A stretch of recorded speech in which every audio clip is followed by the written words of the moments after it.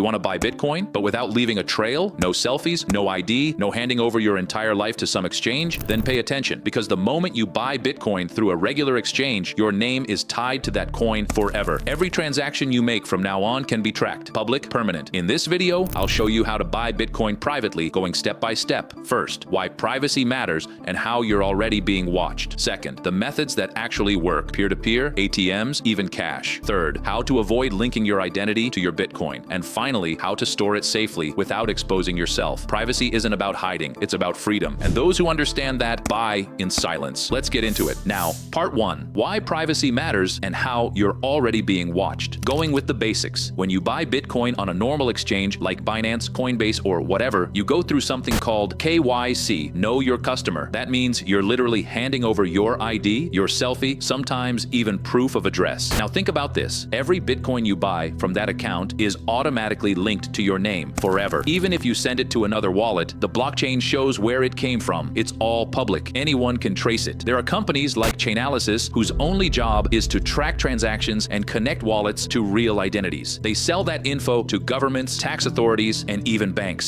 So yeah, if you bought Bitcoin through KYC, it's not really private. And in some cases, it's not even fully yours. It can be flagged, frozen, or blocked if someone decides you did something wrong. That's why privacy matters. Not because you're trying to hide something, but because once your identity is tied to your Bitcoin, it's game over for financial freedom. So the thing is, you should protect your coins while it is legalized. Now let's talk about methods. Methods that really work. The first, and probably the most popular among people who take privacy seriously, is using peer-to-peer platforms like Bisq, HODL HODL, or RoboSats. You're buying directly from another person. No exchange, no middleman, no ID. These platforms usually use escrow, which means the Bitcoin is locked in a smart contract and only released when both sides confirm the deal. It's pretty safe if you know what you're doing, but it takes patience. Offers don't always show up instantly, and prices are often a bit above market. Here's how it works. You download the software like Bisq, connect your wallet, choose your payment method, could be bank transfer, Revolut, or Wise, depending on your country, and then search for a listing. If there's none, you can post your own offer and wait. Once someone accepts, the Bitcoin goes into escrow and both parties follow the instructions to complete the payment. You'll need to understand how on-chain confirmations work, how to check a transaction hash, and how to use a non-custodial wallet. There's no customer support, so you have to be comfortable handling it yourself. It's the raw version of Bitcoin, but it works. Another method is Bitcoin ATMs. Yes, they still exist. Maybe those new to the crypto market don't even imagine this. In some locations, you can insert cash and receive Bitcoin straight into your wallet. No name, no phone, no email. But there's a catch. Many of these machines now require KYC above a certain amount, usually between $900 and $1,000, and the fees are high, sometimes 10% or more. Still, it's a quick and simple way if there's one near you. There are still ATMs with low verification in places like Miami, Las Vegas, Zurich, Prague, and even at some crypto events in Brazil. You can check coinatmradar.com to find a machine near you and see if it allows no KYC purchases. The third method is the most underground: in-person cash trades. You find someone selling Bitcoin, meet up, hand them the cash, and receive the Bitcoin on the spot. It's the most private way to buy, but also the riskiest. You have to trust the other person, check the transaction live, and protect yourself from scams or worse. Never go alone or meet in sketchy places. Ideally, you use platforms like Local Monero, which still operates informally for this kind of deal, just to find the person, then handle everything carefully. Keep in mind, depending on your country, this kind of transaction could fall into a legal gray area, especially if you're doing it often or in large amounts. Another way is through Bitcoin vouchers or gift cards, which can be bought with cash or prepaid cards and redeemed online. This works in some countries like Germany, Austria, and the UK, using services like Bitrafil or Azteco. But it's hard to find physical sellers, and scams are a real concern. Even legit websites usually limit. Finally, there's mining your own Bitcoin. It's 100% private. You're generating the coins yourself, but let's be honest, it's not worth it for most people. The gear is expensive, loud, power-hungry, and the return is low unless you have ultra-cheap electricity. You'd also need to understand how mining pools, firmware, hardware maintenance, and wallet security all work. Some people still do it for the sovereignty, but it's not beginner-friendly. The more private the method, the more effort and risk you take on. There's no shortcut. You either choose the convenience of an exchange and give up your privacy, or you put in a little more work now to keep your freedom later. I think the first method is by far the simplest and most accessible. If you're a normal guy, I would recommend buying it this way. I just wanted to introduce other methods, but peer-to-peer platforms platforms are the best method, by far, for the majority of the people, not everyone, obviously. Now moving to the third part, how to avoid linking your identity to your Bitcoin. I know what you're thinking. But cousin, didn't you already show me how to stay private when buying it? Yes, but that's only half the job. A lot of people buy Bitcoin privately and then mess it up by sending it to a wallet that's already tied to their identity. Maybe it's one they used on a big exchange, maybe it's linked to their email. Either way, that privacy is gone and the trail is reconnected. Start by using a fresh wallet, one you set up yourself, that isn't connected to any exchange and isn't backed up to your Google account or email. And finally, you will need to store your Bitcoin safely without exposing yourself. Privacy doesn't matter if you lose your coins. After you buy and secure your path, you need to store your Bitcoin in a way that protects both your funds and your identity. The safest way is with a cold wallet, meaning it's not connected to the internet. When you set it up, here's what you do. Don't save the recovery phrase on your phone or in the cloud. Write it down physically. Store it somewhere safe. Don't take pictures. Label the wallet with something generic, not my Bitcoin or your real name. And if you want extra security, use a multi-sig setup where multiple keys are needed to move your Bitcoin. That way, even if one key is lost or stolen, your funds stay protected. Also, don't store your Bitcoin on an exchange, especially not after all this effort to buy and use it privately. That's like locking your front door and then leaving your keys under the doormat. See you in the next one, cousins.